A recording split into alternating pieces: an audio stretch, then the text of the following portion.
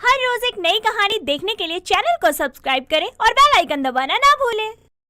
कमल ये लो चाय P low. तुम भी यहाँ बैठो ना, हम दोनों साथ में चाय पीते हैं। हाथ छोड़ो मेरा, अगर भैया ने देख लिया तो। देख लेने दो तुम्हारे भैया को। अरे मैं डरता थोड़ी हूँ। अरे बुला लो उन्हें, मैं खुद उन्हें कहूँगा कि तुम्हारा हाथ मुझे दे दे। हट पागल, कुछ भी बोलते हो। मैं अपने भैया को छोड़कर कहीं नहीं जाऊंगी। अच्छा, फिर तो तुम मेरे साथ भी नहीं जाओगी। और वैसे इतने देर से जो हम बात कर रहे हैं ना, उतने देर में हम चाय पी के खत्म भी कर देते। मुझे तुम्हारे साथ चाय नहीं पीनी है, तुम मेरा हाथ छोड़ दो। मुझे घर में और भी काम है। और अगर नहीं छोड़ा तो क्या करोगी? क्या करूँगी? अभी रुको भैया। पूजा अपने भाई रोहित को आवाज लगाती है, जिसके बाद कमल पूजा का हाथ छोड़ देता है और पूजा घर के काम करने चली जाती है। कुछ देर बाद रोहित और कमल दोनों साथ में बैठकर खाना खाते हैं और अपने काम से चले जाते हैं। ऐसे ही दिन बीतते हैं। एक दिन रोहित और कमल दोनों ऑफिस से घर जल्दी आते हैं, जिन्हें देखकर पूजा कहती है, अरे भैया, आप दोनों जितने जल्दी आ गए घर। हाँ आ गए। अब क्या करोगी? वापस भेज दोगी? तुम अपना मुंह बंद रखो, मैं अपने भैया से पूछ रही हूँ, ना कि तुमसे। हाँ जल्दी आ गया, क्योंकि मुझे तुझे खुशखबरी देनी थी। कैसी खुशखबरी भैया? आप मेरे लिए स्कूटी लेकर आने वाले हो क्या? तुम स्कूटी चलाओगी ना, पक्का किसी नाली में जाके गिरोगी और सब कहेंगे भैया की परी उड़ गई। तुम बकवास मत किया करो। एक तो अच्छी शक्ल नहीं है, ऊपर से बातें भी अच्छी नहीं करते हो। अरे अरे तुम दोनों आपस में बहस करना बंद करो। ऐसी कोई बात नहीं है। मैंने तेरी शादी के लिए एक लड़का देखा है। क्या? तुम तो ऐसे रिएक्ट कर रहे हो जैसे कि पूजा कोई इकलौती लड़की हो जिसकी शादी हो रही है। वो मेरा मतलब था कि ये तो बहुत अच्छी बात है। पूजा, मुबारक हो। कमल भाई, अभी तो वो लोग पूजा को देखने आएंगे, उसके बाद हमारी पूजा को पसंद करेंगे, तभी तो शादी होगी ना। पूजा बहुत ही सुंदर है और पूजा को देखकर कोई भी हाँ कह देगा। और वैसे भी तुमने अपनी बहन को बहुत ही अच्छे संस्कार दिए। ये बात तो है। ये सब छोड़, तुझे पता है पूजा लड़के वाले पुणे में रहते हैं और वो लोग बहुत ही अच्छे लोग हैं। तू हमेशा वहाँ खुश रहेगी। जी भैया। पूजा हल्की सी मुस्कान के साथ वहाँ से चली जाती है और अपने कमरे में उदास होकर खुद से कहती है, मैं भैया को कैसे बताऊं कि मैं कमल से प्यार करती हूँ और उससे ही शादी करना चाहती हूँ। उस कमल को भी कोई फर्क नहीं पड़ा। कल जब लड़के वाले आएंगे तो उनको सच बता दूंगी, ताकि वो शादी से इनकार कर दे। पूजा खुद से बात कर ही रही होती है कि तभी उसके कमरे में कमल आता है, जिसे देखकर पूजा कमल के गले लग जाती है। कमल, तुम भैया को क्यों बोल नहीं देते हो कि हम दोनों एक दूसरे से प्यार करते हैं और शादी भी करना चाहते हैं? कैसी बात करी हो पूजा तुम? प्यार में इतनी पागल मत बनो। जान से ज्यादा प्यार करता है तुम्हारा भाई तुमसे, ये मत भूलो। तो और क्या करूं? तुम तो भैया को कुछ बताओगे नहीं। अब जो करना होगा मैं करूंगी और मुझे पूरा यकीन है कि भैया मेरी बात को कभी मना नहीं करेंगे। मैं मानता हूँ, लेकिन तुम भी तो सोचो, मैं तुम्हारी छत पे रहता हूँ, तुम्हारे घर का खाना खाता हूँ। ऐसे इंसान के हाथ में तुम्हारा भाई तुम्हारा हाथ कैसे दे सकता है? अरे कोई भाई नहीं देगा ऐसे लड़के के हाथ में जो उसकी बहन को 2 वक्त का खाना तक ना खिला पाए। मैं तुमसे दूर नहीं रह सकती हूँ, तुम ही बताओ कि मैं क्या करूँ। तुम्हारी और सबकी भलाई इसी में है कि तुम अपने भाई की पसंद से शादी कर लो और मुझे हमेशा के लिए भूल जाओ और अपनी जिंदगी में आगे बढ़ो, एक नई शुरुआत करो। पर कमल।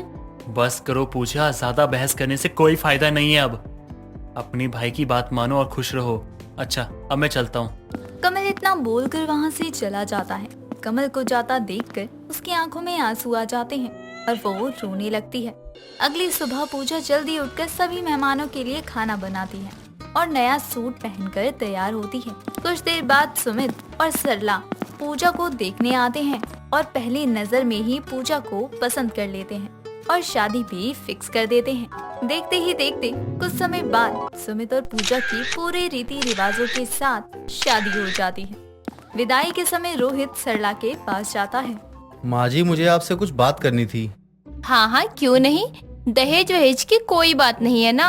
देखो, हमने जितनी डिमांड की है, हमको उतना ही दहेज चाहिए।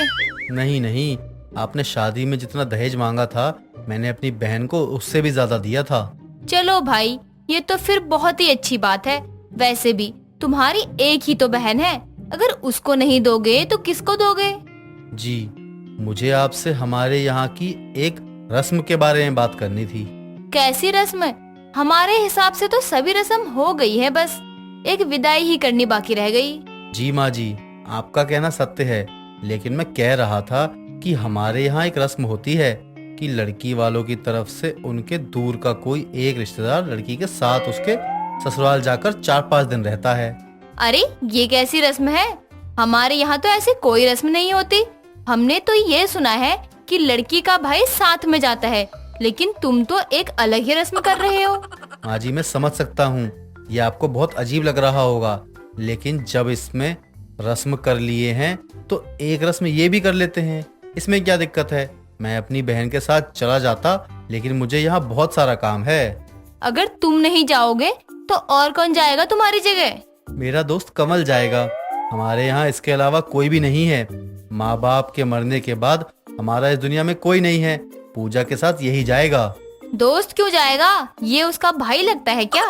बस यही मान लीजिए आप। ठीक है, जब इतना सब हो गया है तो ये आखिरी रस्म भी हम कर लेते हैं। और थोड़ी जल्दी करो विदाई, हमें घर भी तो जाना है। सरला इतना कहते ही रोहित कमल के पास जाता है। कमल, जल्दी से अपना सामान पैक कर ले। तुझे पूजा के साथ उसके दहेज वाली गाड़ी में बैठकर उसके ससुराल जाना है। नहीं नहीं, मैं कहीं नहीं जा रहा। तू एक काम कर ना, तू किसी और को भेज दे। तुझे तो पता है ना कि मेरे तेरे अलावा मैं किसी और पे भरोसा नहीं कर सकता हूँ, इसलिए तू चले जा। कुछ दिनों बाद जब मैं पूजा को लेने जाऊंगा तू भी वापस आ जाइयो। कमल रोहित की बात मान जाता है और पूजा के साथ उसके ससुराल जाता। कमल को दहेज वाली गाड़ी से निकलता देखकर सरला कहती है, क्या जरूरत थी इस लड़के को दहेज वाली गाड़ी में भेजने की? इसके भाई को हमारे ऊपर भरोसा नहीं था क्या? ऐसे चौकीदारी करने भेजा है जैसे हम रास्ते में दहेज कम कर देंगे। रहने दो माँ, अब जल्दी से अपनी रस्म पूरी करो। मैं बहुत थक गया हूँ, मुझे आराम भी करना है। सरला सुमित की बात मानकर पूजा का गृह प्रवेश करती है और उसे कमरे में भेज देती है। ऐसे ही दिन बीतते हैं और पूजा अपनी ससुराल का सारा काम बखूबी संभाल लेती है। ऐसे ही एक दिन पूजा अपने कमरे में कुछ सामान रख रही होती है कि तभी उसके ऊपर एक अलमारी गिरने वाली होती है और कमल उसे आकर बचा लेता है। पूजा, संभल कर। तुम क्यों मेरे करीब आ जाते हो? मैं जितना दूर जाना चाहती हूँ तुम मेरे उतने ही करीब आ जाते हो। अगर यहाँ किसी को पता चल गया कि शादी से पहले हम दोनों के बीच कुछ था तो बहुत बड़ा बवाल हो जाएगा। पूजा कमल से बात कर ही रही होती है कि उन दोनों की सारी बातें सुमित सुन लेता है और कमरे में आता है। वाह क्या सीन है, मेरे ही घर में मेरे ही दहेज के साथ आया मेरी बीवी का एक्स। तुम दोनों मेरे पीछे ये सब क्या करते हो? जैसा आप सोच रहे हो वैसा कुछ भी नहीं है। सुमित पूजा की कुछ नहीं सुनता और अपने घर वालों को, मोहल्ले वालों सभी को दहेज में आया बीवी का एक्स और खुद ही अपने पूरे खानदान की बेइज्जती कर देता है। दोस्तों, अगर आपको ये कहानी पसंद आई तो इसे लाइक करें, शेयर करें और कमेंट करके बताएं कि कहानी में आपको सबसे अच्छा क्या लगा।